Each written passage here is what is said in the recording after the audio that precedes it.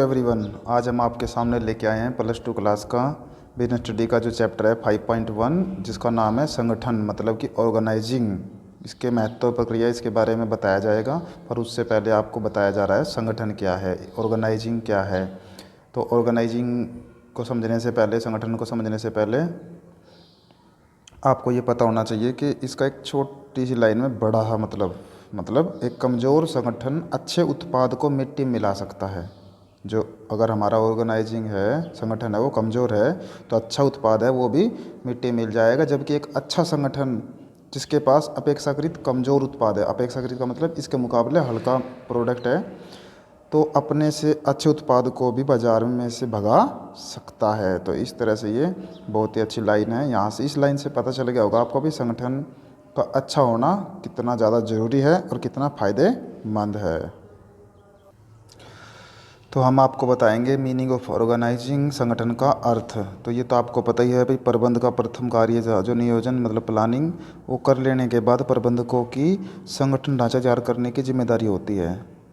तो इस कार्य को हम क्या कहेंगे, संगठन मतलब ऑर्गेनाइजिंग कहेंगे। तो इसके अंतर्गत कार्य निर्धारित किया जाएगा कि क्या क्रियाएं की जाएंगी, क्रियाओं का सामूहिकरण कैसे होगा, उत्तरदायित्व किसको मिलेगा, अधिकार किसका, उत्तरदायित्व व अधिकारों का अंतरण कैसे होगा, कौन किसको रिपोर्ट करेगा, कौन किसका हेड है, कौन किसके नीचे काम कर रहा है, कौन किसके ऊपर, इस तरह की बातें संगठन के अंतर्गत आएंगी। तो ये था इसका मीनिंग, अर्थ। ठीक है, अब हम आपको बता रहे हैं संगठन प्रक्रिया, ऑर्गेनाइजिंग प्रोसेस। मतलब संगठन है जो वो किस किस प्रोसेस से होके गुजरेगा और किस किस तरह से हमें वो कदम उठाने पड़ेंगे। तो प्रक्रिया मैंने आपको पहले ही बताया है, या कदम है वो स्टेप टू स्टेप ही होते हैं, एक के बाद एक ही होना चाहिए। ये ना हो कि पहला स्टेप के बाद सीधा आप तीसरा स्टेप लिखोगे, ऐसा नहीं होता, एक के बाद एक ही स्टेप आएगा। अब हम एक करके सारे स्टेप्स को अच्छी तरह से आपको समझाएंगे, ध्यान सुनना। तो यहाँ पर सबसे पहले आ गया कार्य की पहचान एवं विभाजन, मतलब identification and division of work.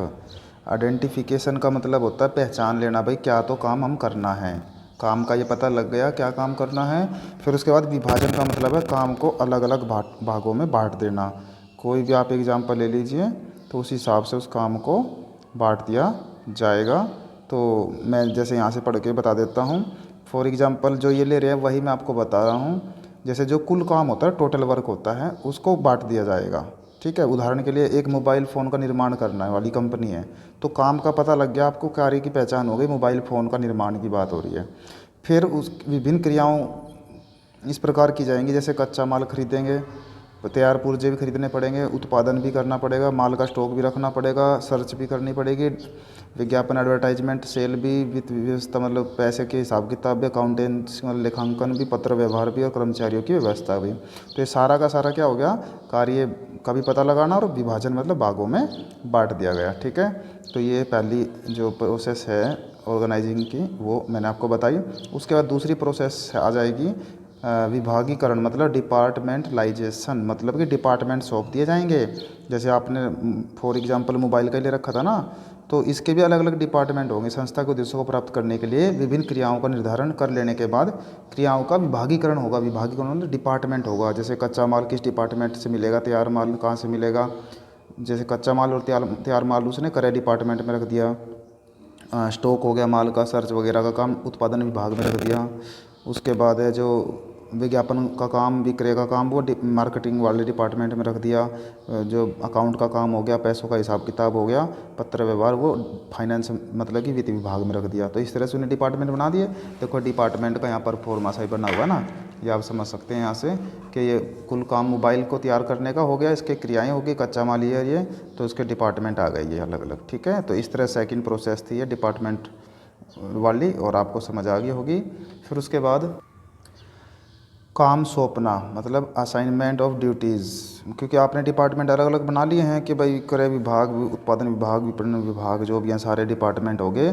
तो अब इस चरण में निश्चित किया जाएगा कि प्रत्येक पद या व्यक्ति को क्या क्या काम करने हैं। और जैसे क्रय प्रबंधक को वस्तु को खरीदने वाला काम का उत्तरदायित्व दे देंगे, विक्रय प्रबंधक को वस्तु को खरीदने का डिपार्टमेंट, जो एडवर्टाइजमेंट वाला है उसको एडवर्टाइजमेंट का मतलब ये काम सौंप देना। मतलब तीसरी प्रोसेस है जो उसमें काम दिया जाएगा, ड्यूटीज़ दे देंगे भाई आप लोगों की ये ड्यूटीज़ हैं, और ड्यूटी भी उस व्यक्ति को समय के और व्यक्ति की योग्यता के अनुसार ही देंगे भाई, जिसकी जो योग्यता है। कभी ऐसे नहीं कि भाई किसी को वो काम आता नहीं उसको दे दिया तो काम अच्छे से नहीं हो पाएगा।